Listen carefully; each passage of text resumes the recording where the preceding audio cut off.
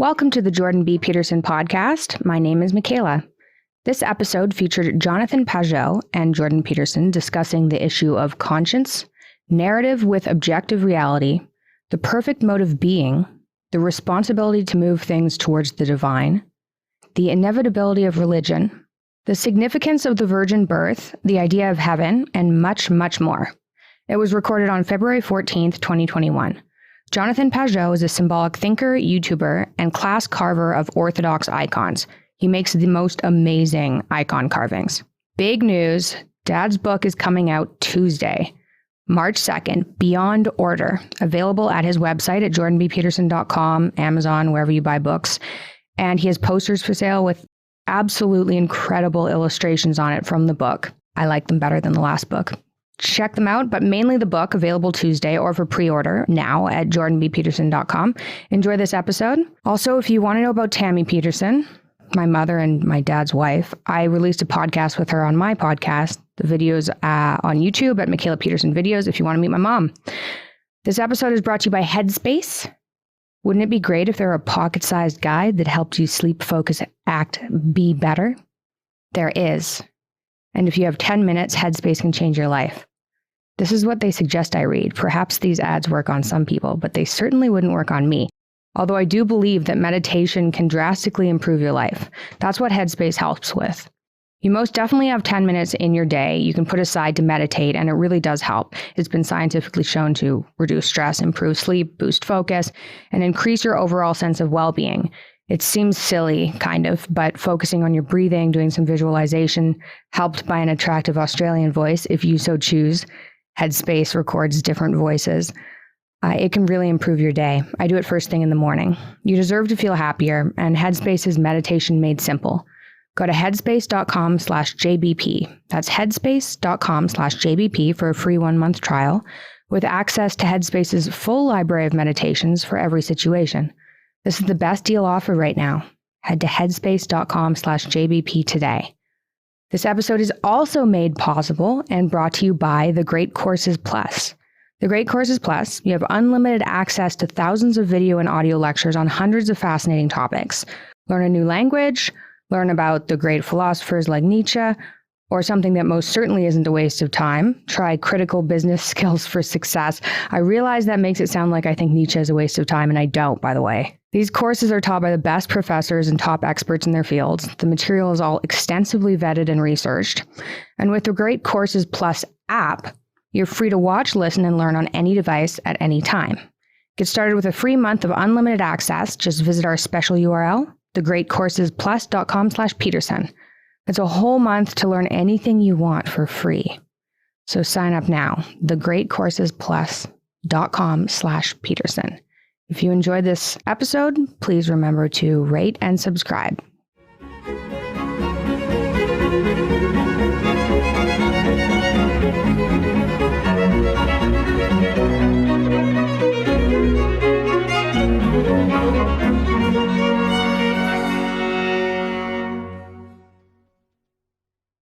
So today I have the great pleasure of speaking with Jonathan Pageau, whom I know primarily as a thinker, who's a carver of Orthodox icons that are absolutely beautiful. I have one in my house of St. Michael and the Dragon, and an increasingly prominent YouTuber, prominent among intellectual YouTubers, I would say, essentially, as particularly those who are interested in religious and philosophical and artistic ideas. And Jonathan and I have been talking back and forth for, I would think, about 6 or 7 years now, eh? I know, we met in 2015. Yeah, it's crazy. Time flies. It's crazy, that's for sure. So we haven't spoken for 2 years, maybe? Yeah, we saw each other, I think, when your book came out and you came to Montreal for a little event, and I picked you up at the airport. And that was the last time we saw each other. Yeah, it's a while. A lot of water under the bridge. That's right, indeed. And in your case, literally. Yes, exactly. Mm-hmm. Jonathan's house was flooded out. That was when? It was in 2019. But we just moved back into our house this Christmas. And so it was a long thing. It lasted a very long time. So. And are you in your house right now? Yes, I'm in my house all fixed up. And so we're really enjoying it. We're happy to be back. I bet it must have been unbelievably dislocating to be flooded like that. Your whole basement filled with water, if I remember correctly.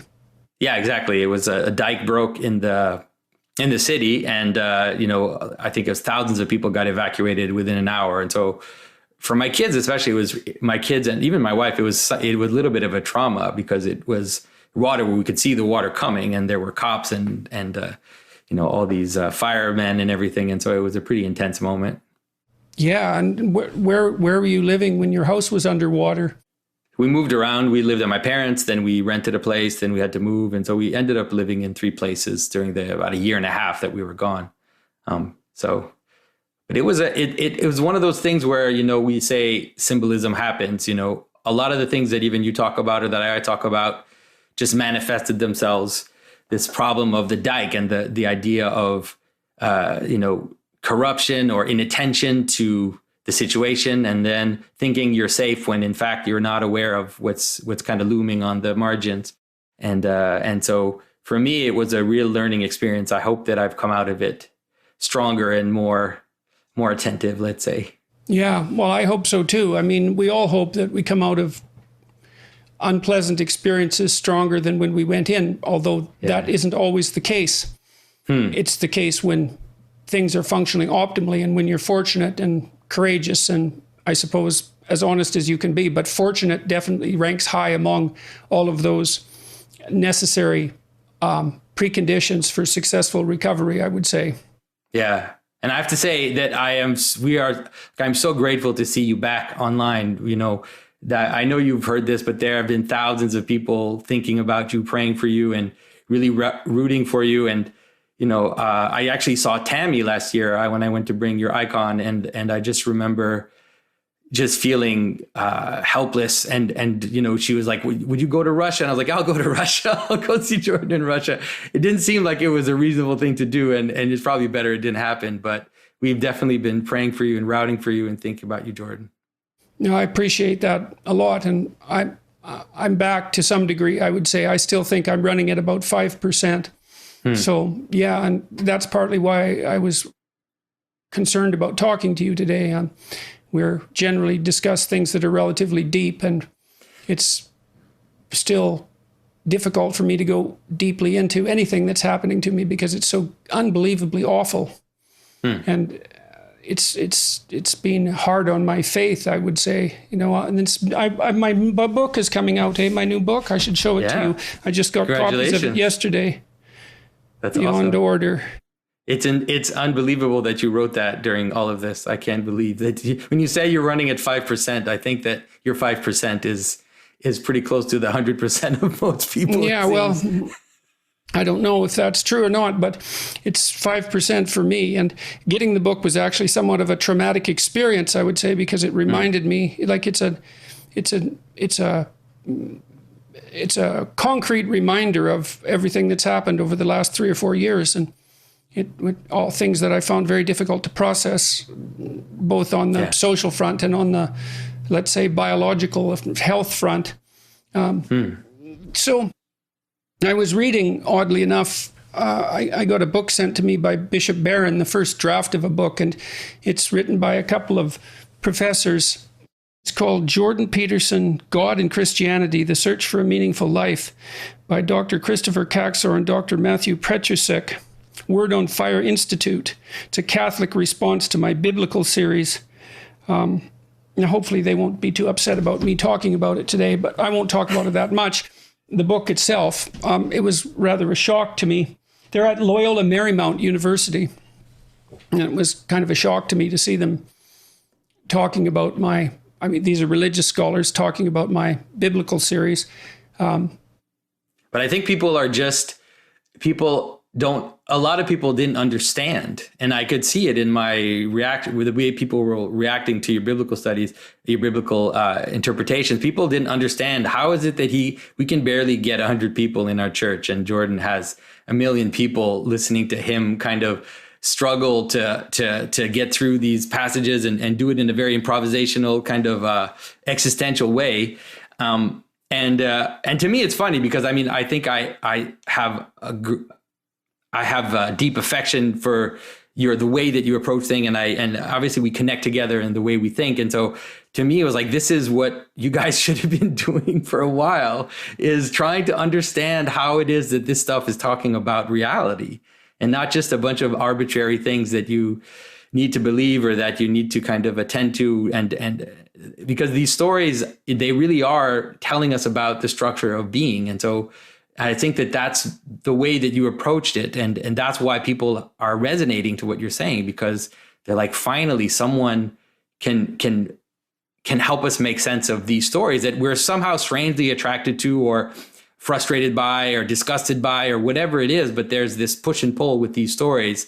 And so I think that I've seen a lot of Christians listen to your biblical talks. And of course, sometimes you say things and they're like, okay, that's way off the rails. And then other times you say things and they can't believe the insight that you're able to pierce. And so I'm not at all surprised that Catholic scholars would kind of look at what you were doing. And we all hope that you're going to do more of that for sure. Yes, well, I would like to. I'm thinking about trying to attempt a book on Exodus and lectures as well, although I wouldn't say that I'm in any shape to do that yet. But it's a dream, let's say. I mean, I'm pretty much completely non-functional for the first 3 or 4 hours of the day. I get up and I can barely stand up, and I go have a sauna for an hour and often sleep during that period of time. And then at the same time, I cook breakfast. I use an air cooker, and then I go walk for anywhere between 7 and 10 miles. And even though by the time I get out of the house, I'm dizzy as can be, and it's difficult to stand up. But after about a mile or two, I get my legs under me to some degree. And then by 2 o'clock, I'm kind of functional, and although extremely anxious. And then I'm able to do a little bit of work, and often to sit down at 4 o'clock. My mind seems sharp enough, although my memory isn't good. I can't bring things to mind like I used to, which is quite distressing. And I have very little emotional resilience. And I'm worried for that reason about the release of this book. I mean, I just did a London Times interview that was really difficult, we followed that. Let's say it's that frustrating. I mean, it's funny because this, again, it was like the same stories are playing out again. This person goes after you, and then it just turns against that person, and it's just she's exposed for the fraud that she was being in during that interview. And so, I think in the end, it's so strange that it keeps happening over and over. I mean, I've really decided not to do mainstream interviews now for a good while, because it seems to me that I've gone to the well of public sympathy, so to speak, enough times, and that if this happens to me 2 or 3 more times, let's say, people are going to rightly say, how many times does it take for Peterson to learn? And so I don't want that to happen. I mean, I've been, I feel an obligation to my publishers, obviously, to talk about the book. Although that interview had virtually nothing to do with the book. We hope that I would be able to discuss my health issues with someone who would treat them squarely, and then I could ignore them from then on in. But that isn't what happened. Well, it's a sign of the politicized discourse. Like it's a sign of the breakdown that we're going through, that we see this capacity to have so entrenched a side that people doesn't matter what they do. It doesn't matter what they say. They don't feel like they're responsible, because in a way you're the enemy. And, and it's not just you, it's it's between different groups. But if you're the enemy, then everything is justified. And so, well, I think a huge part of this is driven by the desire to have an enemy. Yeah. Yeah. It's very difficult to feel. It's an easy route to self-righteousness to have an enemy. Exactly. And it's a great place to put all evil. Yeah. And because you attract so much attention, you're definitely an easy target. Well, that's the theory. It seems not to turn out that way. Yeah. But it's also was the timing, the way when you kind of came up in the public sphere, there was a massive shift happening in culture. And I think that's one of the things you could feel, and that was happening around us. And to some extent, Donald Trump had something to do with that as well, in the sense that it was this malaise that was there, and this kind of this jostling, and this is what led to all that kind of discourse. And so I think that you were identified, you became identified almost mythologically, I guess, as a character, and people, have treat you that way, and they act with you that way in many respects. Yes, and it becomes very difficult to it's become very difficult for me to understand what character I am. So much has changed in my life over the last 5 years. I've been on leave from the university, so that's very destabilizing. I don't have my clinical practice anymore, and so I was, seeing 20 people a week. So that's a huge transformation in my life. My house has been completely renovated. It was renovated while my wife was ill, and so we didn't. The renovation went on in our absence, and so I'm a foreigner in my own house, which is, although I'm starting to become accustomed to it, and there's some things I like about the new house, but I don't feel at home in it, I wouldn't say. And I've only been here for 2 months in the last 3 years because I was on the road. And then, all this, and so and everything that's happened has been very disruptive for my family. And of course, Tammy got so unbelievably sick and with something that was supposed to be fatal, and recovered more or less miraculously. And then I've been so unbelievably ill, or still am. And I just don't know where to put any of this. I can't think about the past at all because so much of it is incomprehensible, especially over the last 5 years. I can't think about the present because I'm in so much pain. And I can't think about the future because I don't know what I'm going to do. And I have no idea how long this pain is going to last. I've been in pain, really severe pain, for 2 years now. And and it's a strange thing because in this book, one of the chapters, the last chapter, is called "Be Grateful in Spite of Your Suffering." And I went through every sentence in that chapter a very large number of times because much of the time while I was rewriting it, particularly, I was in a lot of pain. And it's a pain level that's hard to fathom in some sense, because I would say every single day I have now is worse than any day I ever had in my life before I got ill. So, and then I know very well that adding bitterness to your malaise is a very bad idea. It doesn't help, but that I can certainly see the attraction in that. I feel like shaking my fist at the sky and complaining bitterly, but it doesn't help, but there doesn't seem to be any relief either. And so it's so perverse. It's shaken my faith, I suppose. I'm in this perverse position where my work has in principle helped so many people, and yet I don't seem to be able to dig myself out of my current circumstances. So, or even to make sense of them. Yeah. I think that the role that you've played is a kind of a transition role, and that transition manifests itself to you as a trying to have your feet on two sides of rifting of two islands that are floating away from each other, and you're trying to hold on. You're trying to kind of help people focus on the middle and help people avoid radicalization and avoid falling into camps in a manner that will lead to God knows what.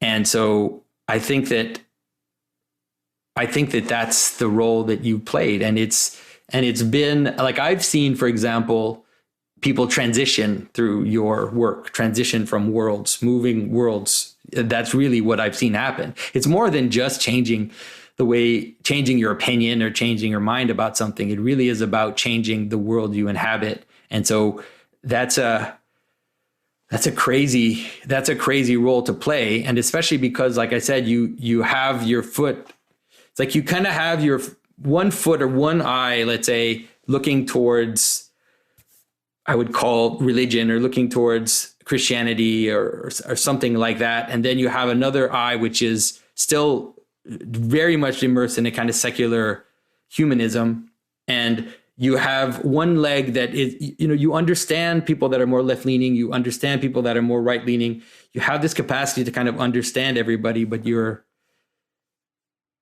that means that you make enemies on all sides too. Well, the overwhelming response that I've got publicly has been, I would say, traumatically positive. Yeah. And you wouldn't think that that would be possible, really, but I find it that way. I mean, partly it's overwhelming to have people constantly tell me in person their responses to what I've been doing. It's very emotional, and I get caught up in that quite quickly.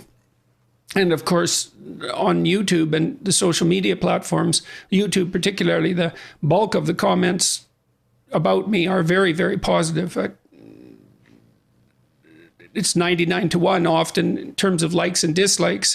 And it's too much. Well, I don't know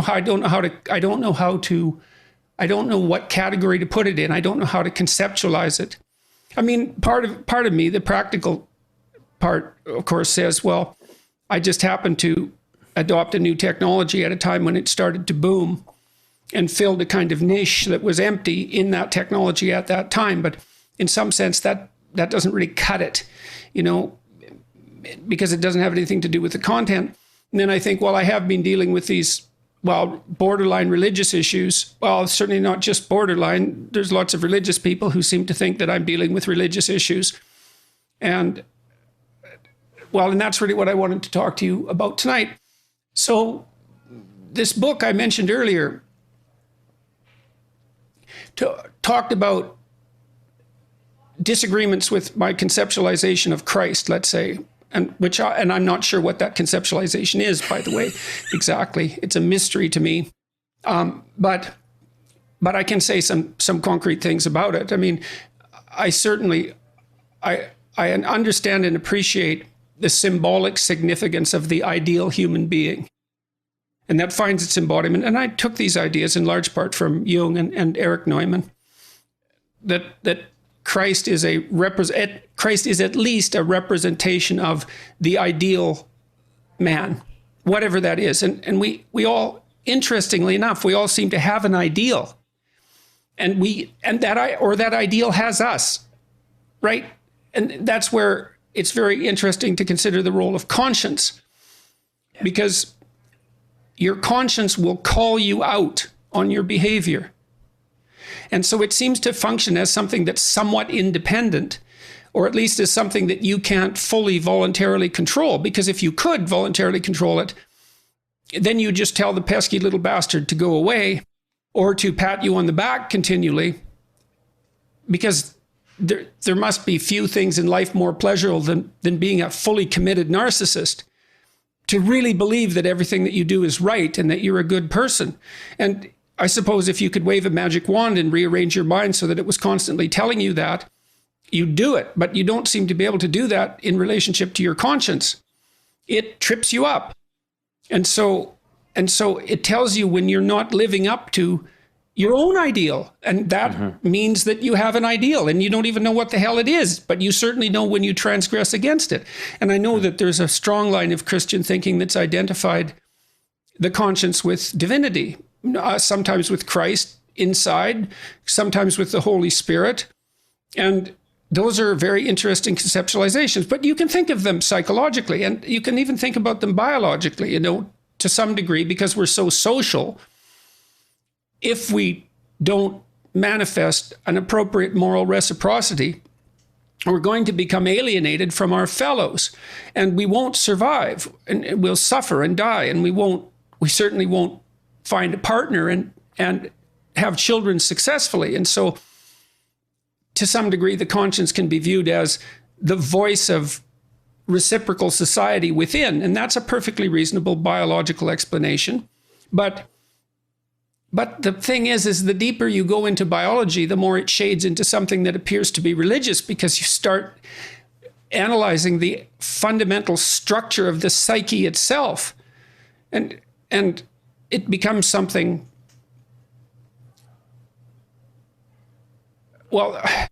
it becomes something with a power that transcends your ability to resist it.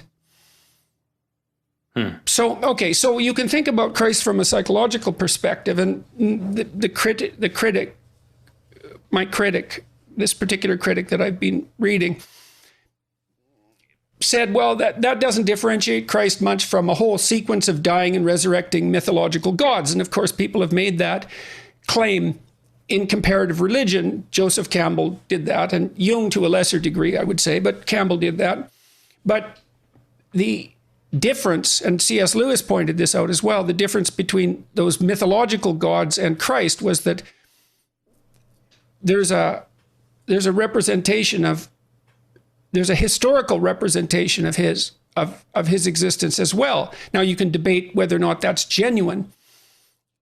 You can debate about whether or not he actually lived and whether there's credible objective evidence for that, but it doesn't matter in some sense because this, well, it does, but there's a sense in which it doesn't matter because there's still a historical story. And so what you have in the figure of Christ is an actual person who actually lived, plus a myth. And in some sense, Christ is the union of those two things.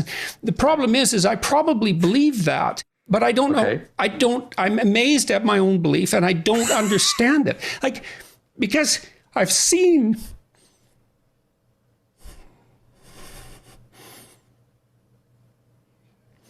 sometimes the objective world and the narrative world touch. You know, that's Jungian synchronicity. Yeah. And I've seen that many times in my own life. And so in some sense, I believe it's undeniable. You know, we have a narrative sense of the world. For me, that's been the world of morality. That's the world that tells us how to act. It's real. Like, we treat it like it's real. It's not the objective world. But the narrative and the objective world touch. And the ultimate example of that, in principle, is supposed to be Christ. But I don't know what to... that seems to me oddly plausible. Yeah. But I still don't know what to make of it. It's partly because it's too terrifying a reality to fully believe. I don't even know what would happen to you if you fully believed it. If you believed in the story of Christ, or if you believed that history and let's say the narrative meet, both, I think. I think you, because when you believe that, you buy both those stories. You believe that the narrative and the objective can actually touch. Yeah. I mean, we saw that, you and I mean, this is a trivial example, but we had when we were discussing, we had a sequence of discussions around frog symbolism 4 years ago.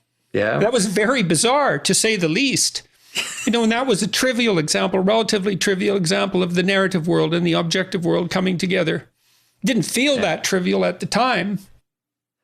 Well, the way that I like to deal with this is that one of the things, it's already there in your thought. It's already there in the way that you talk about reality, which is that one of the constitutive aspects of how reality unfolds and how it appears to us is something like attention, right? It's something, there's a hierarchy of manifestation, because everything that appears to us in the world has an infinite amount of details, right? It has an indefinite amount of ways that you could describe it, that you could, angles that, by which you could analyze it. And so nonetheless, the world appears to us through these hierarchies of meaning, right? I always kind of use the example of a cup or a chair. Like, a chair is just a multitude of things. It's a multitude of parts. How is it that we can say that it's one thing? There's a capacity we have to attend, and this capacity we have to attend is something like a co-creation of the world. And so the world actually exists. Well, a chair is a good example because, you know, you can try to define it objectively, but you end up with beanbags and stumps, and exactly, and they don't have anything in common. Well, they're both made of matter, you know, for whatever that's worth. It's pretty trivial level of commonality, but you can sit on them. Yeah, and that's what there's a mode of being which defines them. Well, and that's so strange. So many of our object perceptions are projected modes of being. And so even the objective world is ineluctably contaminated with its utility, and therefore with morality. Exactly. And so I think that that's the key. The key is that once you understand that the world manifests itself through attention, and that consciousness has a place to play in actually the way in which the world reveals itself. And so you can try to posit a world outside of that first person perspective, but it's good kind luck. of diluted. It's a diluted activity. Well, it's very, very difficult because you don't know what to make of something like time, because time has an ineradicably subjective element, and duration, which is different than time. I mean, time is kind of like the average rate at which things change, but duration is something like the felt sense of that time. And if you take away the subjectivity, it isn't obvious what to do with time. And I think physicists stumble over this all the time, so to speak. So, and this is something that this intermingling of value and fact was something that I never thought I made much traction with Sam Harris. He didn't seem to me to be willing to admit how saturated the world of fact is inevitably with value. And I actually think he's denying the science at that point, because for everything I know about perceptual psychology, there's a great book called Vision as a... Oh God, now I can't remember the name of the books. That's memory trouble. I'll remember it. No worries. The idea is that if that is true, then there are certain things which come out of that. There are certain necessary things down the road from that insight, which is that attention plays a part in the way the world lays itself out. And that one of them is that the stuff that the world is made of is partly something like attention, something like consciousness, and that has a pattern. And that pattern is the same pattern as stories. It doesn't lay itself out exactly the same, but things exist with a pattern which is similar to stories. They have identities, they have centers, they have margins, they have exceptions. And that's how stories lay themselves out. Like, so a story happens in time, how an identity, let's say, is broken down and then reconstructed. You could say that that's basically the story of every story, how something breaks down and is reconstructed. And so that is a way for us to perceive the identity of things. And so if the world is made of this, then it's actually our world, our secular world, which is a strange aberration on how reality used to exist for every culture in every time from the beginning of time, which is to take that for granted, that something that they didn't call it consciousness, but intelligence and attention are part of how the world lays itself out. And it lays itself out in modes of being. And one of the things that comes out of it is not only that, but like you said, it's not only that you have ideas, but it's that ideas have you, or that it's not only that you engage in modes of being, it's that modes of being have you. And that recognition means that the first level of attention to that looks something like worship. It looks like celebration. It looks like the thing which makes let's say the National Hockey League so successful has more to do with celebration than just a bunch of guys on skates on a piece of ice, throwing a puck around. There's a celebration of the purpose of that thing, and it manifests itself through a bunch of stuff, one is like a trophy that stands in the middle on the top of on a stand, and everybody looks at it and kisses it. And so there's this veneration, and there's mascots. The Hockey League example is very interesting because it's a social game, and all the players they're attempting to aim right. So there's a symbolic element to that. Sin is misplaced aim. Yep. And so you hit the small space in the net, blocked though it may be by your enemies, and everyone celebrates that. And you do that in cooperation with other people and in competition with other people. And if you do it properly, not only are you a brilliant player from a technical perspective, but you're also a great sport. And so there's an ethic there and a morality. And this is why people are so upset when hockey players or any other pro athlete does something immoral in their personal life, is because it violates the ethic that that's being celebrated as a consequence of this great game. Yeah. And right, so you can see that the striving for an ideal mode of being, the religious striving for an ideal mode of being, is central to what it is that makes hockey addictive. That's right. Yeah, necessarily. And so God, I saw that in pro wrestling. There's a great documentary, Bret Hart, called Hitman Hart. It's one of the best documentaries I've ever seen. And it portrays pro wrestling as a stark religious battle between the forces of good and evil. And Bret Hart, who at one point was the most famous Canadian in the world, was overwhelmed by the archetypal force of his representation as the good guy. It's a great documentary, Hitman Hart. And it shows you how pro wrestling is it's not the world's most intellectual activity, to say the least, and people can easily be dismissive of it. But one of the things I loved about the documentary was that it attempted to understand from within what was compelling about what was being portrayed. And it was a religious drama. It just was shocking and brilliant. And so that is actually, there's an objective part of that there's an objective way in which these patterns kind of come together and manifest, let's say, higher and higher versions of this drama. And so the sports drama has a certain level, but it's limited to a certain extent because it still happens as a confrontation, let's say, between two irreducible sides. And so what happens in something like the story of Christ is that gets taken into one person. And so all the opposites become the king and the criminal, the highest. Even in the image of the cross, you have this image. And as Christ is being crucified, they're putting a sign above his head saying that he's the king. As Christ is being beaten, they're giving to him a crown. And so Christ joins together all the opposites. And so in his story, you see, if you're attentive to these patterns, you see the highest form of this pattern being played out. And one of the aspects that has to be there for it to be the most revealed or highest form is that it also has to include the world of manifestation. I mean, it can't just be a story.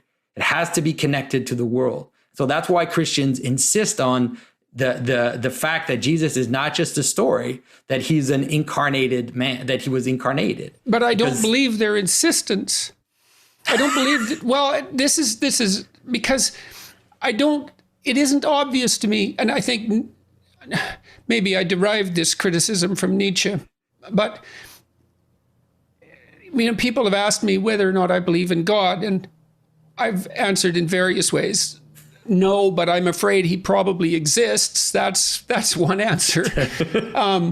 No, but I'm terrified he might exist. That would be a truthful answer to some degree, or that I act as if God exists, which I think is, I do my best to do that. But then there's a real stumbling block there, because there's no limit to what would happen if you acted like God existed. Yeah. You know what I mean? Because I believe that acting that out fully, I mean, maybe it's not reasonable to say to believers, you aren't sufficiently transformed for me to believe that you believe in God, or that you believe the story that you're telling me. You're not a sufficient. The way you live isn't sufficient testament to the truth. And people would certainly say that, let's say, about the Catholic Church, or at least the way that it's been portrayed, is that with all the sexual corruption, for example, it's like, really, you believe that the Son of God, that Jesus Christ was the Son of God, and yet you act that way, and I'm supposed to buy your belief. And it seems to me that the Church is actually quite guilty on that account, because the attempts to clean up the mess have been rather half-hearted in my estimation. Yeah. And so I don't think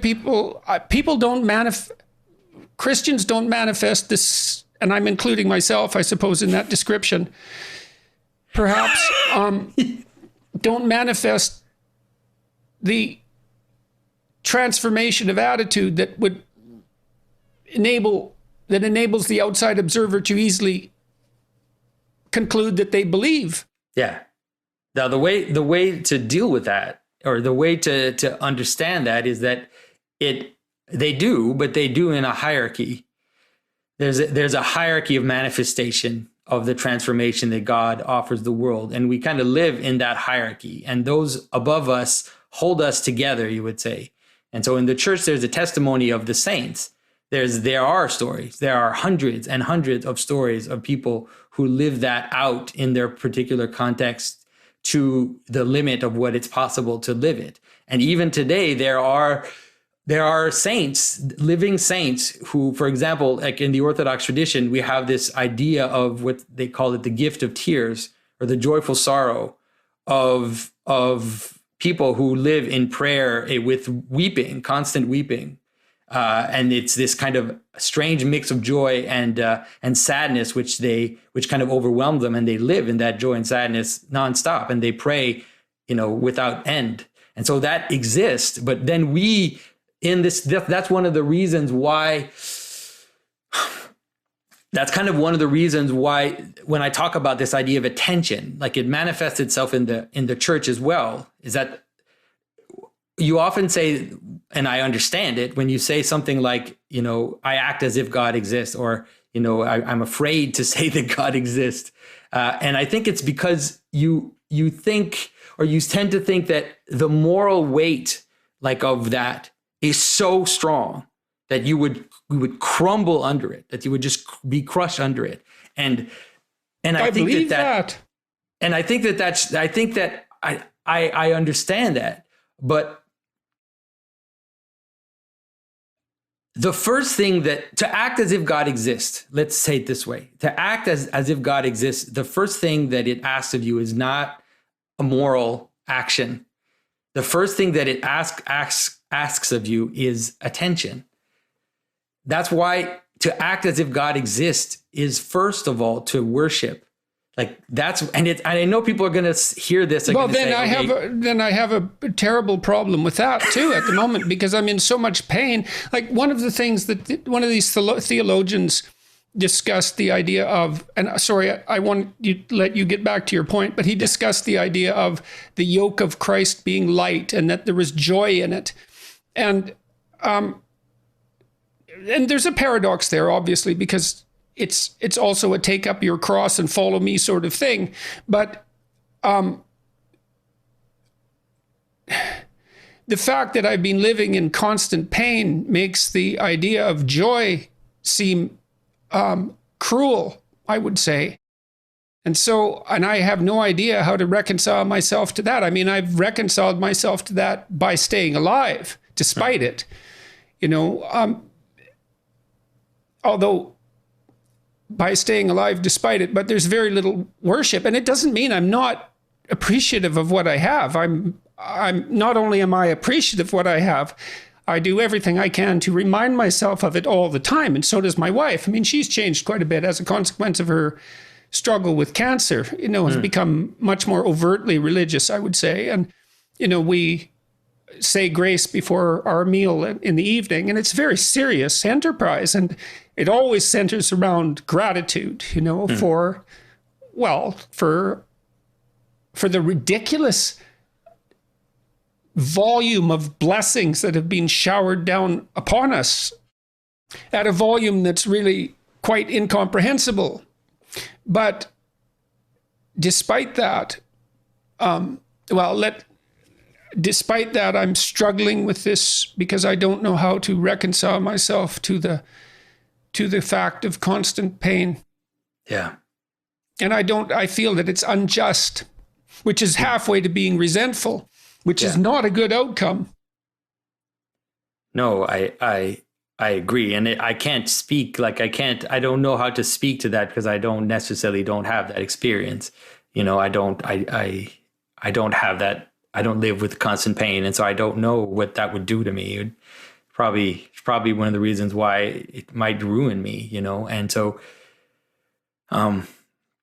it's very difficult to answer that. I think that the answer has been the cross. That's been the answer. It's maybe easy for me to just say it that way. But that's always been the answer of Christianity, which is that that God went to the cross, and that God went down into death and plunged down into death, and there are mysteries hidden, and maybe they're very well hidden, but there are mysteries hidden in that depth.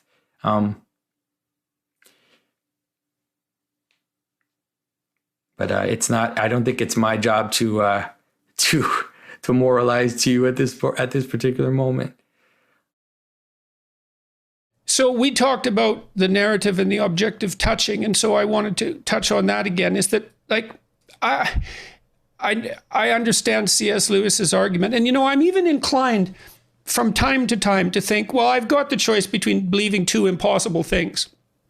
I can either believe that the world is constituted so that God took on flesh and was crucified and died and rose 3 days later, or I can believe that human beings invented this unbelievably preposterous story that stretched into every atom of culture. And it isn't obvious to me that the second hypothesis is any easier to believe than the first, because the more you investigate the manifestations of the story of Christ, the more insanely complicated and far-reaching it becomes. So I read Ion, for example, and for all of those who are listening, if you want to read a book that will completely make you insane, then you could read Jung's Ion.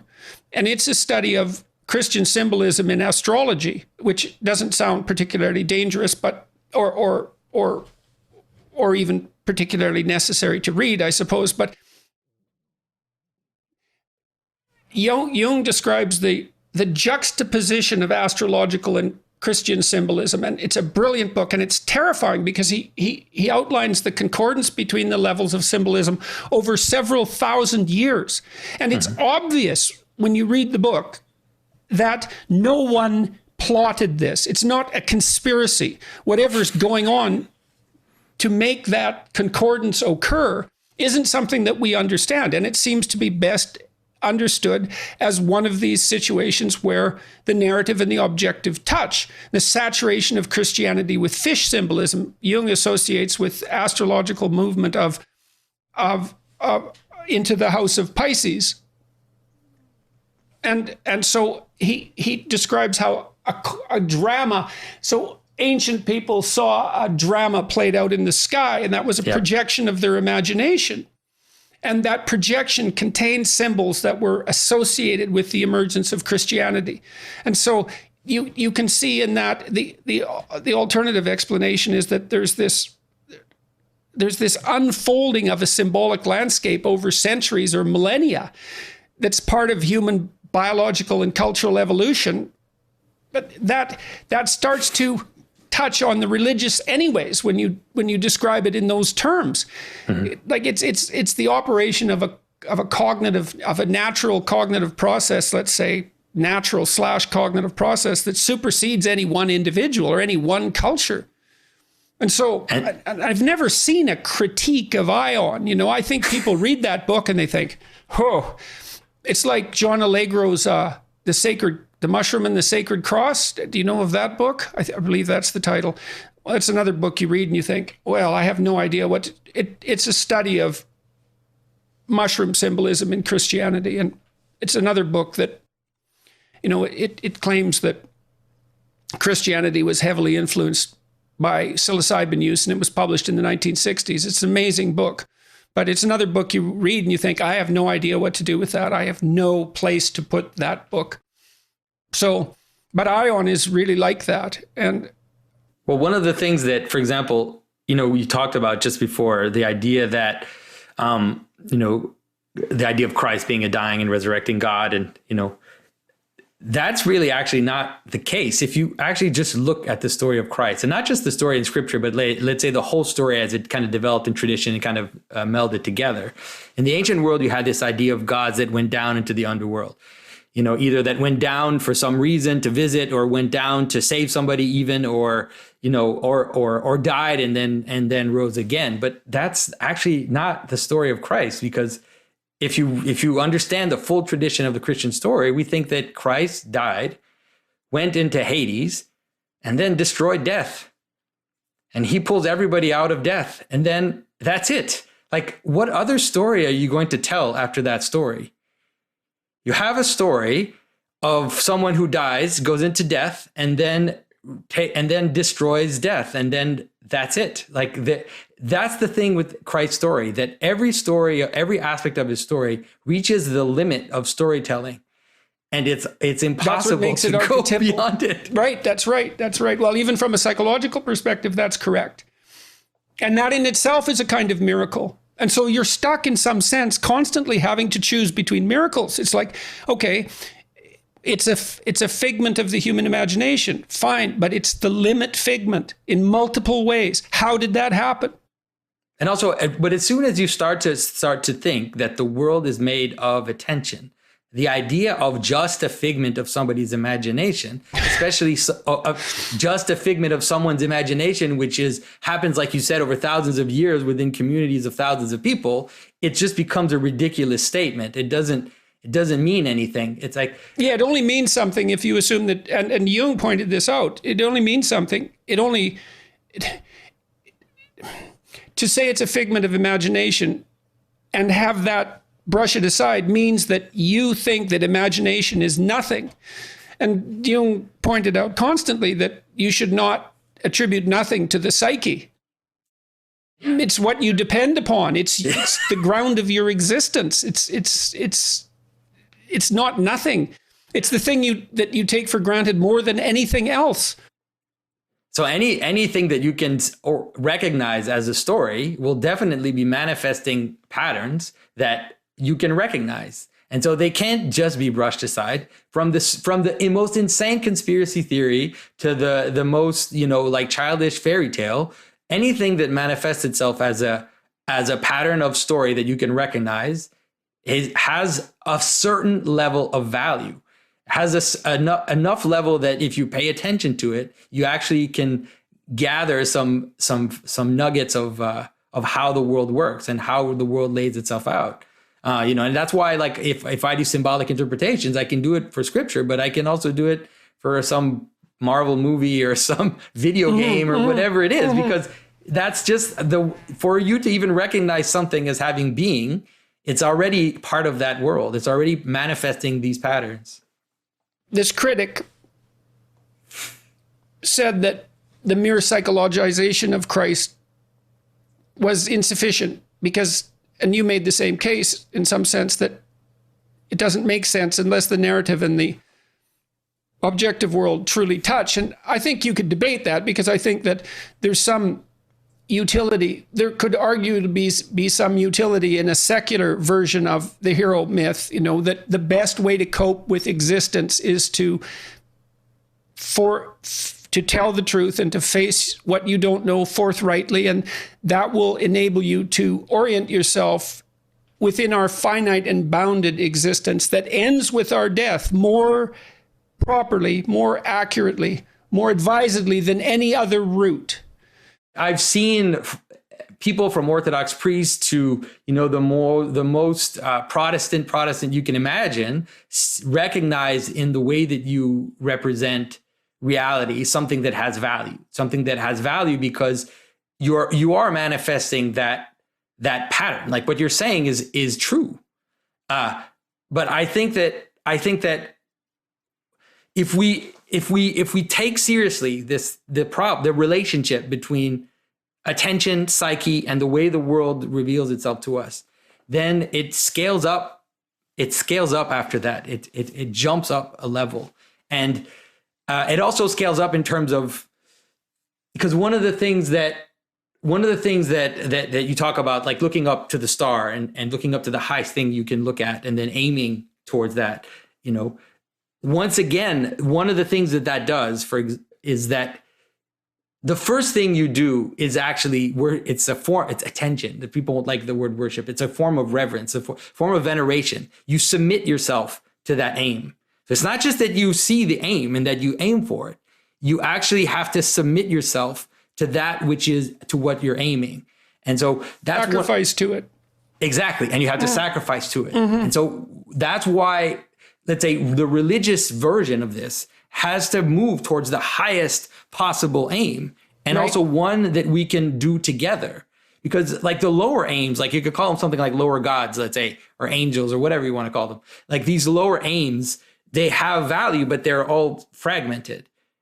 But for this to stack up, we need to be able to look towards the same image. We need to look towards the same aim, and that will bind us together.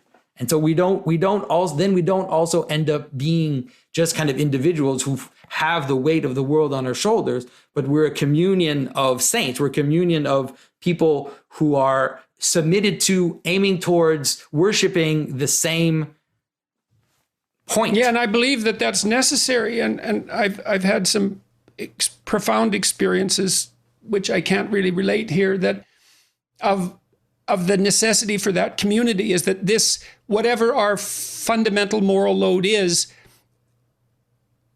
immense though it is, crushing though it is even, requires the participation of others. So even if you were the perfect you would need other people to be along with you. It's a collective enterprise, even though it's an individualistic, even though it requires the perfection, it requires as much perfection as is possible at the individual level. That's not enough. There has to be that communal element as well. You need help.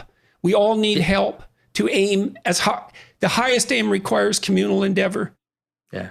And it's also because it actually is the way that everything works. You know, it's like the chair aiming to be a chair is a constitutive of parts which are joined together towards a same goal, and therefore hold together as a being and manifest the chairness of the chair. And that's the same with you. You have all these thoughts, right? You have all these feelings, all these contradicting things inside you. And you need, by aiming up towards, you know, I believe that the image of Christ, let's say, by aiming towards the image of Christ, you constitute your being into that being that's able to attend, to sacrifice, to love. And then that scales up with people. I agree. People well, together. And I think you are aiming, and this is something else I tried to point out to Sam. You're either aiming at Christ or something lesser. Yeah. Or if things get really out of hand, you're aiming at something opposite, and you don't want to be doing that. And this is a matter of definition in some sense. And it's actually not impossible to understand, is that you aim at something better, generally speaking. I mean, maybe you're out to cause pain, but forget about that. You aim at something better. You wouldn't do it unless it was better. In fact, it virtually defines better. Like the whole idea of better is predicated on the idea that there's an aim that's beyond you. And then the highest of those aims is the highest aim is the amalgamation of all higher aims. And that's a perfect mode of being. And that by definition, that's a psychological perspective again. That by definition is Christ. But then there seems to be something too convenient about C.S. Lewis's insistence that also had to manifest itself concretely in reality at one point in history. And I'm not like,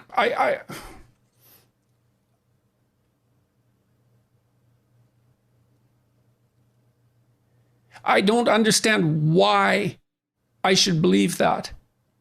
And I tend not to believe things without a why. There's always a why. And there's a hurdle there that I waver on constantly, because I already said that when you think these things through, at least my experience has been, if you think them through sufficiently, you end up with the choice between impossible alternatives. And so but it has to do, one of the ways to see it maybe is it has to do with the recognizing of the goodness of the world, or the goodness of creation, that the world is capable of manifesting these patterns, right? So if you want to understand, for example, the big conflict between the early Gnostics and the Christians, that's what it was all about. Because the Gnostics basically wanted a disincarnated Christ. They were saying, and they viewed the world as utterly fallen, as having no value, having to be escaped, having to be fled in every way. Whereas Christianity posits that it's a non-dual proposition. It's saying it all comes together. That's the promise. It all comes together. And so it has to come down, right? And so it has to come down at every level. And not only that it had to come down into the person of Christ who's incarnated, but that person has to go down into death, to the very bottom of the world, to the belly of the Leviathan, and then come back up. And so the whole world is declared as, once again, being capable of participating in this good. And so you could say, well, maybe it wasn't that one. Maybe it wasn't, it's like, why would it be that particular place where it happened? And well, it had to be some place. That's the story. I mean, there is no other story like that story that we have. And so once you recognize that this is part of the declaration that the world does embody these patterns, that it leads to this, it leads to this story of a man who embodied them absolutely, and is bringing us in him to also embody them in a way that will transform us. Like the ultimate goal of Orthodox vision of Christianity is theosis. It's to become God, through transformation and participation in God. So that's the final goal of everything, is to become participant in the divine. And how do you distinguish that from Catholicism? No, I mean, in terms of that, I think that it's a difference of emphasis. I think for sure the Orthodox emphasize theosis more than the Catholics. The Catholics are kind of iffy about theosis in terms of, it's there in some of the thinkers, but I would say it's probably not official Catholic doctrine. But I think without theosis, you're missing the point of the whole thing, right? You're missing the point of everything. Like, why do things exist, right? Like, why do things exist? And so I think that the idea that they exist to participate fully in their most perfect form, like that's what they're called to do, and it ends up being a declaration of the ultimate possibility for goodness in the world. I think that's, yeah. Well, it seemed to me, I've observed, let's say, that it's possible to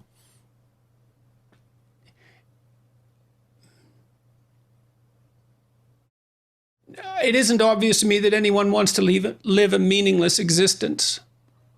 I don't think you can live a meaningless existence without becoming corrupted, because the pain of existence will corrupt you without a saving meaning. And it also seems to me that you can sell the story that meaning is to be found in responsibility. When I've tried to sell that story to myself, I seem to buy it. And when I've tried to communicate it with other people, it renders them silent, large crowds of people silent. And that's strange, because I'm not sure why that is. It's perhaps because the connection between responsibility and meaning had never been made in that explicitly somehow. Because meaning gets contaminated with happiness or something like that, but it's to be found in responsibility. And then you could say, well, there isn't any responsibility that's more compelling than trying to aid things in the manifestation of their divine form. That should be an adventure that could be sold. And I don't know why the church can't do it. I don't understand that. And because it seems to me that that's something that I've done, at least in part. And that accounts for the strange popularity of the biblical lectures in particular. Yeah. But I've also, and I do believe that. I do believe that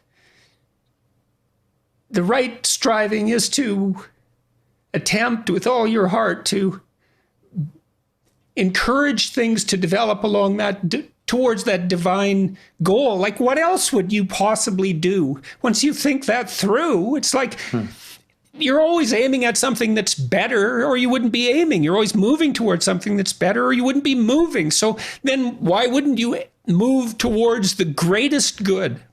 Yeah. Well, it's because it's terrifying, I suppose, in part. But then I've tried to put that into practice in my life, and It's tearing me into pieces. Yeah. I don't know though if one of the reasons is because you're also alone. And because at least to my understanding, you're not in a community. It's hard to say. It's hard to say. Because fans aren't a certainly community. They've been a community. One of the things that has held me together certainly is the commitment that I feel to the people who've been so positive towards me and my family. I do feel that as a community. I understand what you mean. Why the hell not go to church? I know you're wasn't going to come right out and say it, Jordan. Yeah, I know you're not that blunt about it. But it's not just it's not just about going to church. One time I told you something, and I don't know if I was able to drive it through. There's something about being in a hierarchy because there's an aspect of being in a hierarchy that you talk about, which is this kind of striving to kind of be the best within that hierarchy. But there's an aspect of being in a hierarchy, which is that the hierarchy covers you. Oh, definitely. There's no doubt about that. Yeah. And so there's something about submitting. That's why the lowest status members of a chimp group will still fight off interlopers. Yeah. And so there's a value in being in a community and a hierarchy where I go to confession, right? I go to confession. I go to my priest and I confess my sins and I give that to him. He actually takes responsibility for an aspect of listening to my sins and kind of participating in my salvation. And so the weight ends up being distributed across the community. It's not, so you don't actually just bear it on yourself. And it's not just it's not just a living community. It's not just those that are alive in the hierarchy, but those that have left their story. All the saints are part of this hierarchy that you engage in, that you participate in, and that you see as consolation, as examples, as examples of people who have lived through difficult things that you can kind of that you can shoulder up against, And so that's one of the reasons why I kind of insist with, at least for the people that watch my videos, is when I say go to church, it's not just because I'm trying to moralize you into doing something. It's because it's actually a participation in how the best vision of reality works. I've got no objection to any of that. But I've seen you. Objection. I'm probably one of the only people in the world that has actually seen you in church and seen you, and how that squirm in church. Why? See, the other thing, I was reading this book, and it's mostly a jumping off place for me to think. It's like, there's also something, because I'm not inside the church, so to speak, it's hard to say what the utility of that is. The utility of being inside the church. Of being outside it. Oh, because I'm an outsider talking about religious matters. Yeah, but I think that it has played a great role. Like I've often said that you're something like King Cyrus. If you know the story of King Cyrus in Scripture, King Cyrus was a Persian king who told the Jews to go back to Israel and build their temple. So he wasn't Jewish, like he wasn't an Israelite. He wouldn't believe in the God of the Israelites, but he was like, hey, that temple of yours looks pretty nice. Why don't you just go back there and rebuild your own thing? And so that's definitely an effect that I've seen you have. The number of people that have become Christian because of you is hilarious. Sorry, it's not hilarious, but it's just kind of this strange thing, because you kind of stand outside and you're looking at the door and you're looking at the church and you're saying, hey, this isn't not so bad. Look at this. What is going on here? Like, what is this about? And then because of that, well, it's also, do you think you've got something better?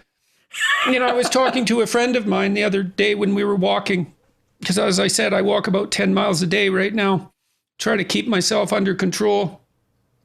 And he was raised a communist in Poland and then an atheist. And, he was complaining, I think this is what he told me, that he was complaining to his parents at one point about a religious wedding that they were going to, despite not believing.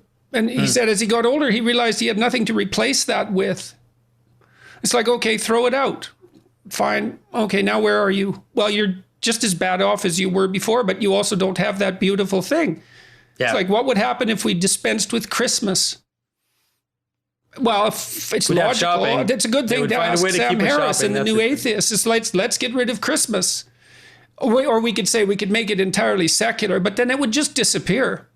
But that's not what's going to happen, because religion is inevitable, and we're seeing it coming back in very strange ways. It's going to be a weird, woke, identitarian religion, which is going to come back. That's why. And primitive, part of it's going to be tribalist. Intent doesn't matter. Yeah. Can you believe that? Yeah. So it's a scary thing. Like you could say that's one of the failures of the New Atheists, is that they partly led to the new woke phenomena, because they didn't realize that you can't get rid of religion.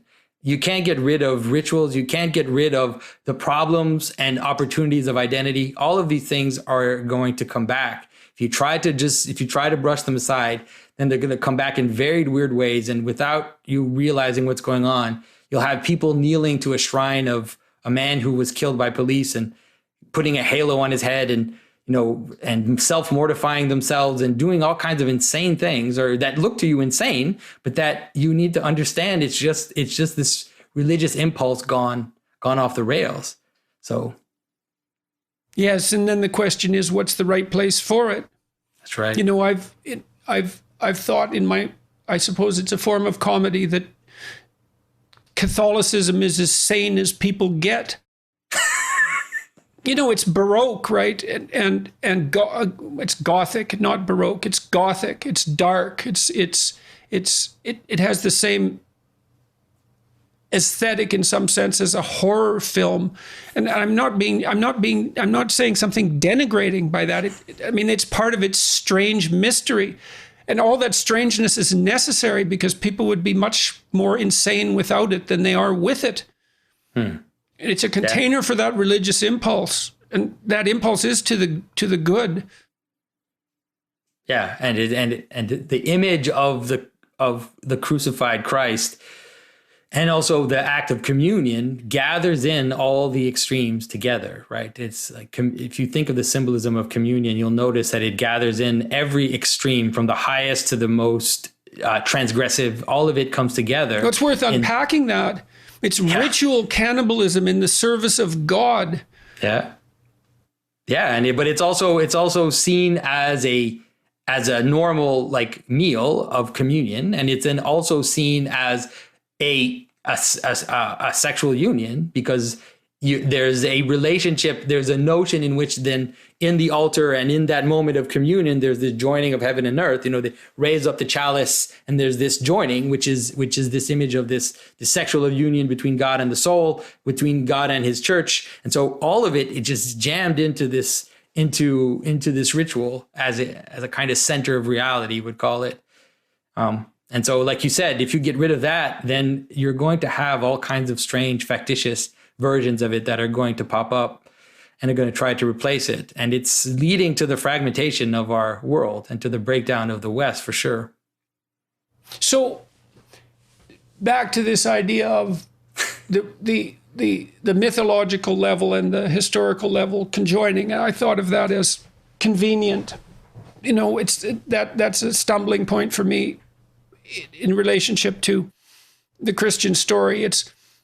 You say it has to be like this if the world is constituted in a good manner. And it's the has to be. Is that so? How about if it's constituted? Just let me say one. Just let me say this one thing, because I've been struggling towards it.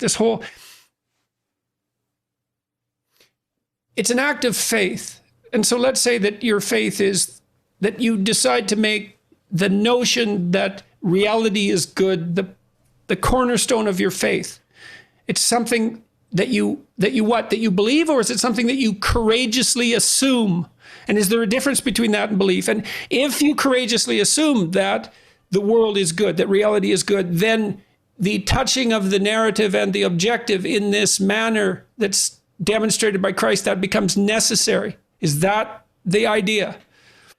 So to me, it's funny. I don't see it as an act of faith in the way that we think of an act of faith, like this jump of faith or whatever. I see it as an act of trust, faith as trust, you would say. That's fine. That would be a courageous assumption if it's trust. And it's trust in the sense also of, so when we talk about the good, we always have to be careful not to just limit it to the good, to the moral good. There is the moral good. But when we talk about the good, we're talking about the good in a much larger way. And the good is the pattern of the things, right? And the sense that the fact that the world lays itself out as ordered, as pattern, inevitably, that there is no way around it. You cannot avoid the order of the world because in order for you to even perceive anything, it has to have an identity. It has to have a hierarchy, has to have a margin, has to have all these things. It's all there in every act of perception. Exactly. And so in every act of perception. And so it's that. So every act of perception presumes a value hierarchy. Exactly. You can't avoid it. And so it's not like an act of faith in the sense that I at the outset think the world is nihilistic and chaotic. It's like, no, I don't. I think that, on the contrary, I think that you could say it in a religious way, that the love of God holds the world together, and it's inevitable that things are held together by these patterns of being that are always aiming towards the good, even in the very identity of whatever it is that you're encountering.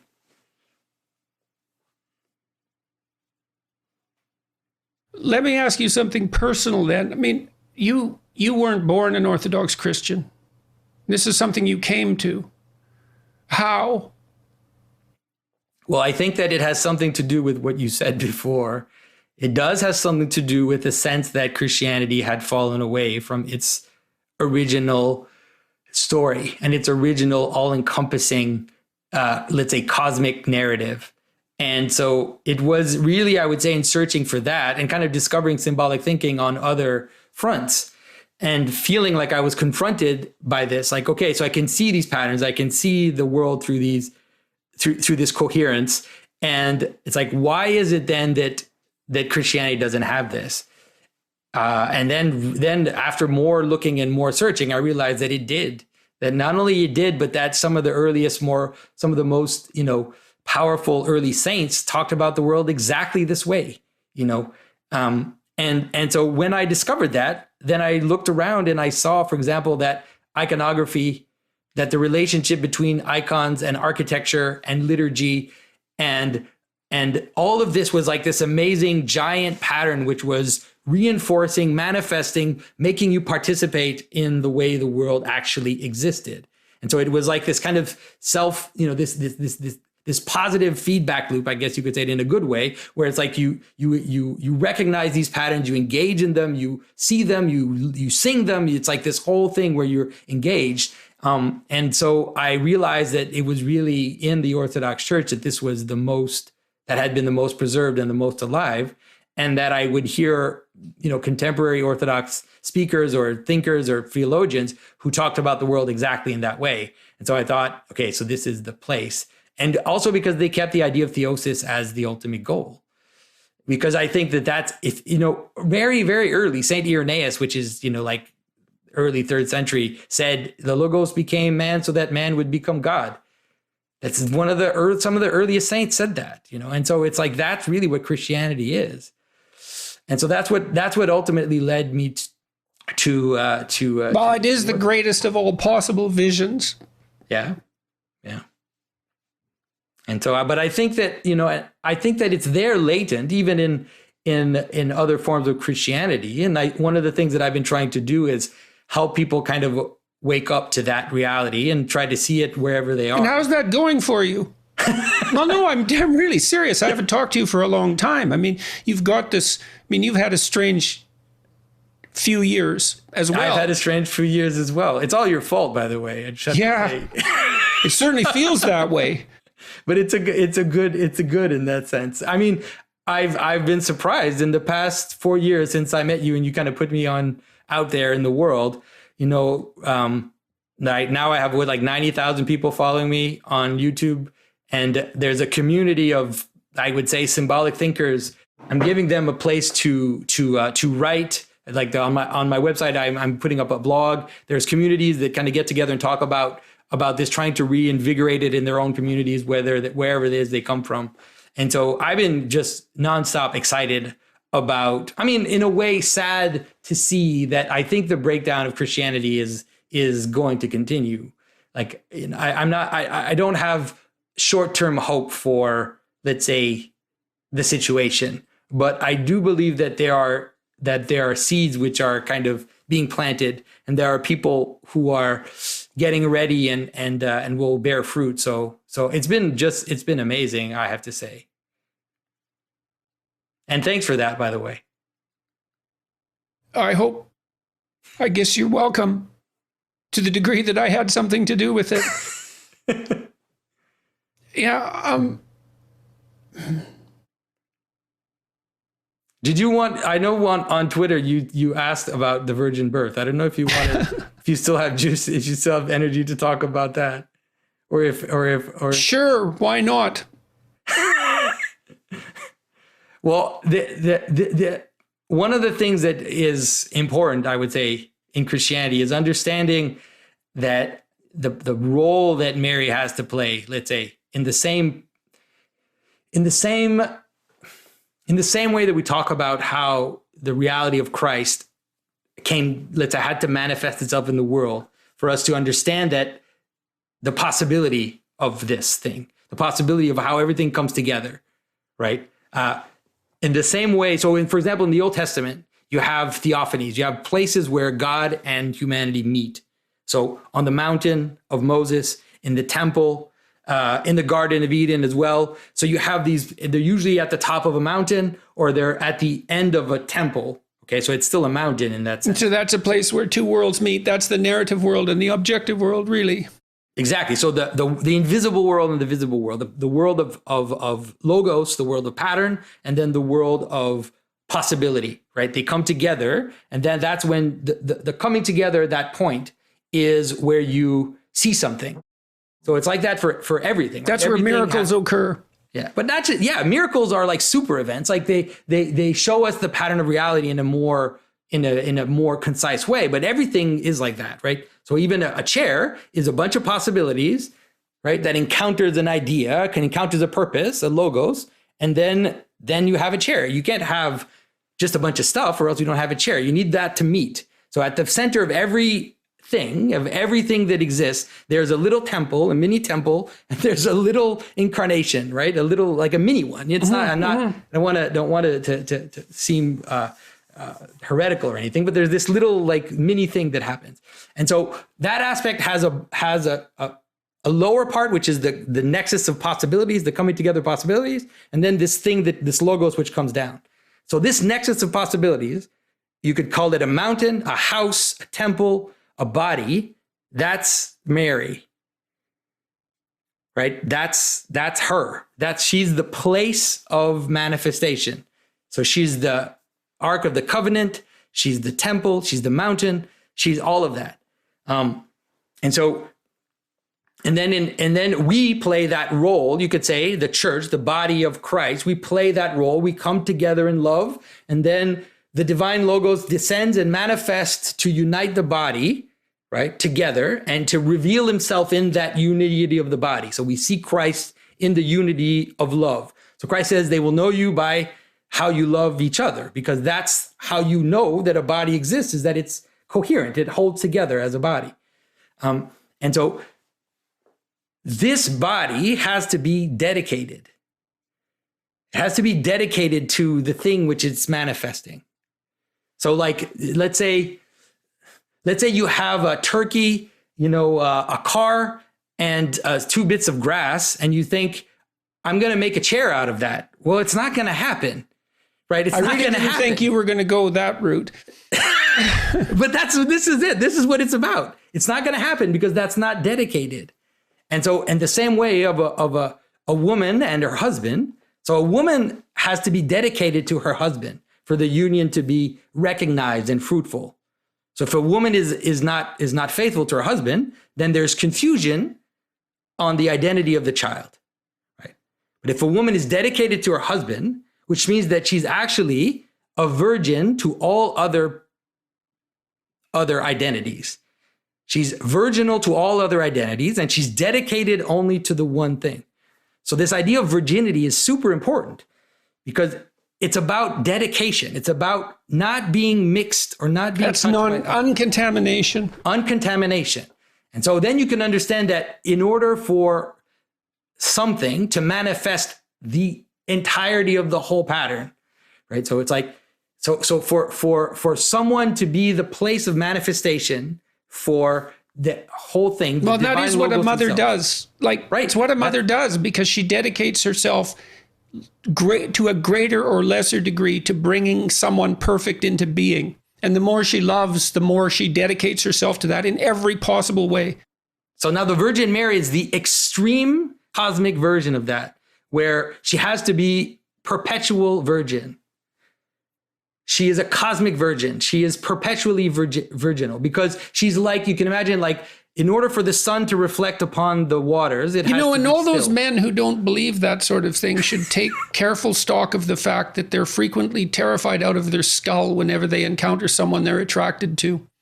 Mm-hmm. They project that or see it instantly, and it demolishes them. And then if they're rejected, they're crushed. And you can think of that as a projection, but you can also think of it as seeing more deeply what's there, and that you only see that when you're actually attracted to someone. And then that attraction has a basis because you're seeing what they could be, even if you're not seeing what's there. And so that's why the necessity of virgin birth, because she is revealing the highest, right? She's like a still ocean, on which the sun is reflecting. And if it was mitigated, then it would only reflect a mitigated manner. And then everything in between is mitigated. Like I said, it's like a woman who's faithful to her husband. Obviously, is not a virgin in a technical sense. You could say she's a virginal to others. She's untouched by others, but she's dedicated to the one man, just like. Well, and the degree to which that's entangled with genuine virginity also isn't the case, also isn't so obvious. Yeah. It isn't, we don't know what the preconditions are for setting up the ideal relationship. And it's certainly the case that we bring the baggage of our previous relationships into our current relationship. And maybe sometimes that's for the better, and maybe the virginity can be symbolic, but people can certainly be sullied by their past behavior, and sometimes in a way that they can't figure out how to repair. Yeah. Well, for sure, the Christian ideal has always been the union of virgins, in the sense that then the dedication ends up being tighter, right? And so you are dedicated to your husband, and your husband is dedicated to you, and then you're unmitigated mentally, even, right? Like in terms of memories and in terms of comparing and in terms of all of these things which we do as human beings. And so it can prevent slippage in terms of your dedication. Yeah. So I don't know if that makes sense in terms of understanding why. These things, grasping these things slips out in and out of my capacity. And you did a lovely job there of making a symbolic account for the virginity of Mary. I understand that. I understand well. But no one's going to prove the virginity of Mary historically. I mean, that's something which is not, that obviously is not possible. It's a secret. There's a secret aspect to virginity, which is actually part of its function. And it's also part of its, how can I say this? It's part of its mystery, right? Which is something which is not public. It belongs to the identity. It belongs to the, it's like the dedication of something belongs to that which is it's dedicated, right? We can talk about to this the outside. To some degree.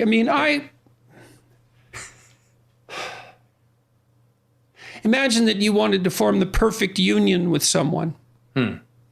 Let's say it's the perfect sexual union for that matter.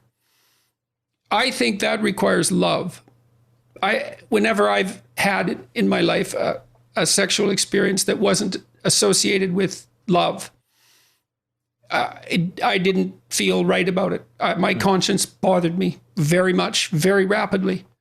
And maybe that makes me an outlier, although I don't think so. I think that is how people react, but they refuse to notice.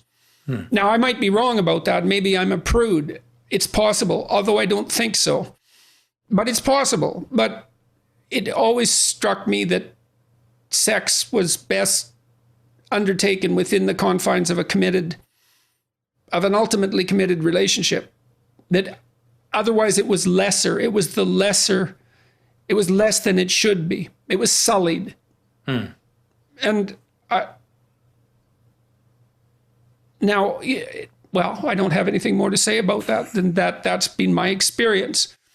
And so, and I don't know what the preconditions are for establishing the perfect marriage, let's say, and the perfect marriage would be one that brought about the best possible children. These are not trivial things. They're very difficult things to get right. Certainly, you want the least amount of animosity, unnecessary animosity possible between the parents. You want the union to be tight. You want it to be based on love and commitment. That seems clear even from the psychological literature. Yeah. So I have another question for you. Go for it. Go for it. This idea of theosis.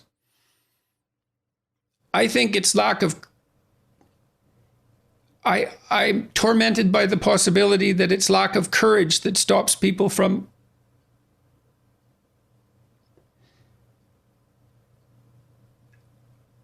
bringing into being that union with God. You think that possibility there sits there in front of all of us, and it was actually realized once in history?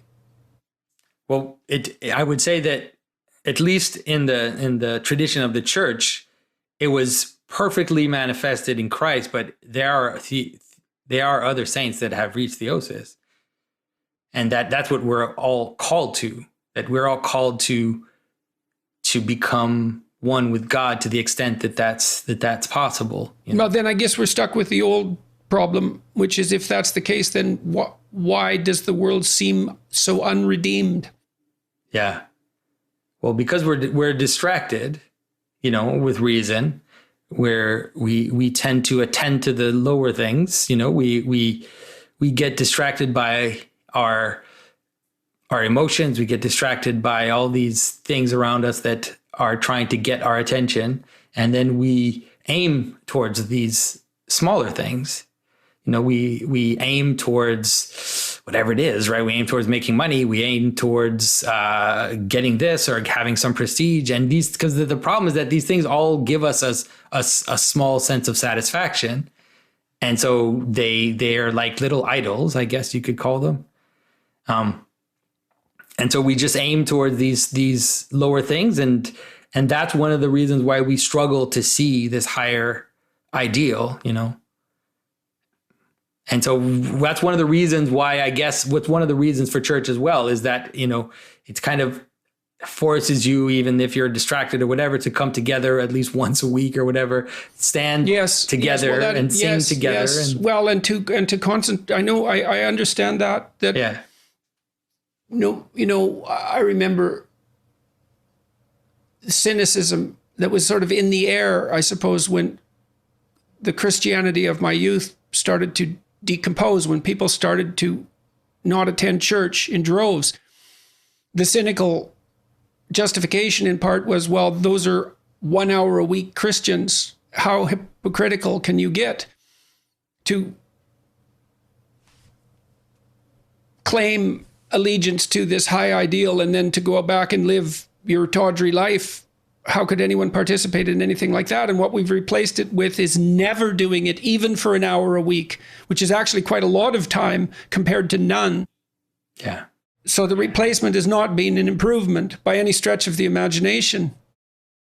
Yeah. And then we replace it because we need to come together and we need to commune and we need to celebrate. And so we end up doing it in these kind of secondary places like sports or politics, and all these other places, will replace that. But ultimately, like I said, one of the things that help us to trust, let's say, or to find some respite is that it's together. Like we're doing this together. And so when you see, there's some comfort in knowing that some people have dedicated their life to God and have lived that way. And it serves as a smaller example, but also as a comfort in those moments. Because usually in the stories of the saints, you'll find times when they're struggling, when they're completely off the rails, when they're not, when they're struggling with thoughts, with passions, with desires. Now you see that in the Old Testament stories. I mean, Abraham is all the patriarchs. I mean, they lived full lives, complete with catastrophic failure and malevolence and murder and genocide and war. And I mean, and yet were redeemed. And so I think that that's one of the things that helps us to, like you said, to see. It's like you don't have to, obviously you don't look at the person who goes to church once a year or whatever. That person has their own thing to deal with. You find and you see these people that are the opposite, that really live. And everybody has met, I would say, probably a few people like that. At least I've met a few that are I've met some priests, monk priests that are glowing, like they're just glowing. And you see it in their eyes that they live at a level of peace and acceptance that I don't have access to. And so it's like that type of encounter is also part of your transformation, because it tells you like, oh yeah, I see it in your eyes. Like I can see that this exists. It's not just something we talk about. I want to talk a little bit about heaven. So I talked to Matt Ridley a while back and Bjorn Lomborg, and I'm interested in their thinking because they're trying to plot an optimistic course for the future, one where at the highest levels of social integration, we decide how human society should look, at least insofar as we conceptualize how it might look if we addressed some of the major problems that beset us. But it's an attempt to make things better. It's an attempt to bring about something increasingly resembling heaven on earth. I mean, heaven is generally conceptualized. You can conceptualize it as a state of being. It might be the state of being that those people that you described live in. I've had paradisal experiences where everything transformed itself into something that was perfect, that appeared perfect. And I was unable to stay in those frames of mind. The heaven, is that something we build? Is that something? I don't understand the relationship between the heaven that awaits us, let's say, after we die. That's the idea, and what we build here on earth. Do those touch? Is that the doctrine? There's so much of this doctrine I don't understand at all. I think a way to see it has to do with attention again, and it has to do with a hierarchy of attention. If you try to build heaven, you're going to fail. You're going to fail miserably because you're not aiming high enough. Right, you're aiming, and then you get stuck in these weird world of opposites that you don't even understand the side effects of what you're doing. And so for one person, heaven will look like if everything could be perfectly ordered, then right, and then we know what that looks like. And another person will look at heaven and think if everything could be free, if we could all just be free, and then that we know what that looks like. And so the idea is to look higher. There's a story that I've been we have to strive for something better, but then we end up in, which is what you're saying, is that we end up with the Tower of Babel, or we end up with the flood, or we end up with the catastrophe, continual catastrophe of unintended consequences. But as you yourself said, we are aiming for something better. And so the question is, how do you pursue utopia while avoiding the pitfalls? And that's a theological question, I would say. Yeah, it is.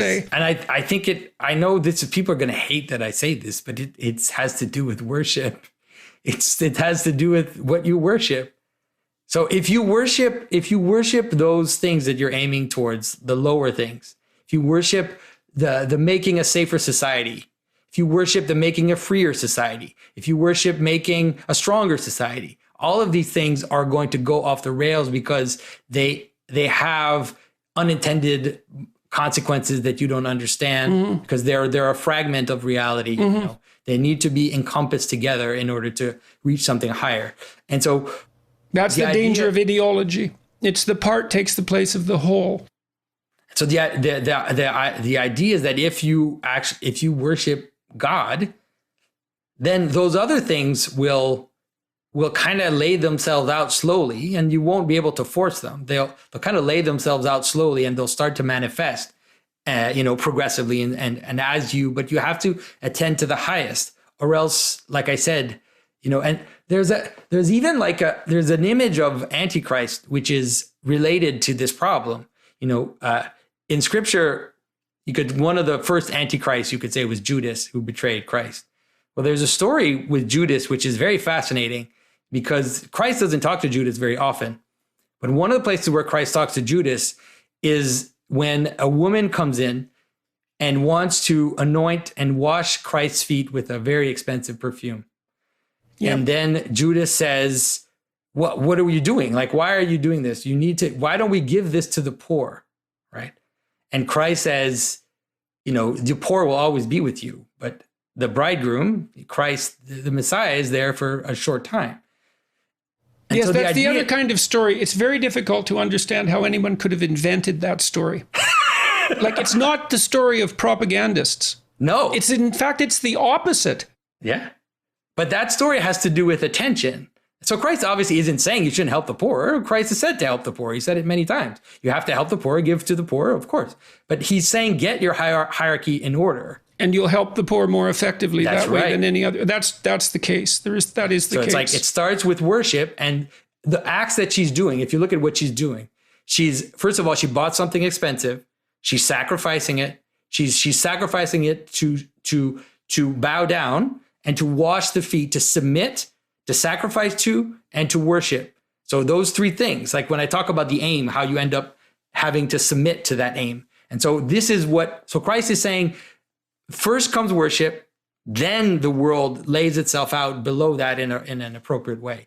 And that's what the Sermon on the Mount says too. Yeah. And those that are saying help the poor as their ultimate goal, in Scripture it says that Judas didn't even want to help the poor. He wanted to take the money for himself, really. Like, he was a thief, actually, and he was taking the money out of the purse. And so those that just want to reduce... Well, I suppose the truth of the matter is that the genuineness of your desire to help the poor is precisely proportional to the degree that you embody Christ. That's right. And it can't be otherwise. It cannot be otherwise. I see that. I see that clearly, because otherwise things will go astray. So that's one of the problems with the modern projects of utopia, is that they're Babylesque in their attempts. And you can see like the type of gestures that the world authorities are posing in terms of safety, extreme, like, with COVID and everything, this desire to create absolute safety, this desire to create absolute identification and tracing, and all of these kind of weird gestures that show that they think they can control reality it's leading us towards a very dangerous place.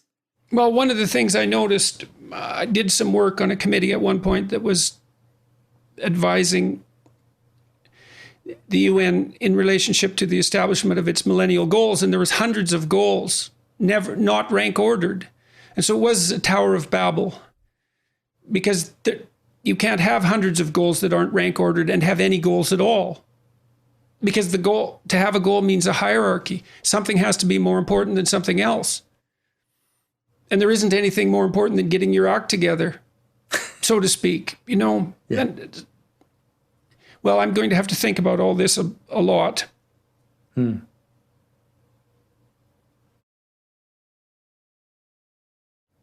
Yeah. But there's the question that keeps lurking in the back of my mind, which is, does the fact that that's how it should be mean that that's the way that it is? And that's trust. That's a question of trust. Yeah. Yeah, and it's a question of trust which ends up manifesting itself in love, and I think that like the love that you have for the world, which is clear. Anyways, it shows me that you might be closer to that trust than you might want to admit to yourself, maybe. Well, I don't know what to do with it, I suppose, is the real problem, especially in my current circumstances. Yeah. I'm the most confused person I've ever met. I would say. Yeah. And I've met some pretty confused people, so. Well, thank you. That was really something. Yeah. It's a really a joy to talk to you, Jordan. And, like I said, there are thousands of people who are praying for you and well, they're keeping me alive. And your story isn't over yet, So much the pity for me. Well, I really, all I can do is really pray that you, I don't know how to formulate it, but I hope that you encounter a moment of grace, and that you can also find a body to join with. And I'm always here, like we haven't talked in a few years, but obviously you're more there's only part so of my much life. I can stand talking to you. You're definitely always a part of my life, even if it's through weird YouTube videos and everything, and people remind me that you're a part of my life all the time, because a lot of people that watch my videos, they come from you. They always start with, well, I was watching Jordan Peterson videos. And so you're a gateway to you're a gateway to what I'm talking about, so that's a good gateway. Thank you for the carving. It's beautiful. Right. I'm happy to know that it's there, that it's in your house, and that St. Michael is at least holding that dragon at bay a little bit. We hope. Yeah. Good talking to you. Yeah, it's good talking to you, Jordan. Anytime.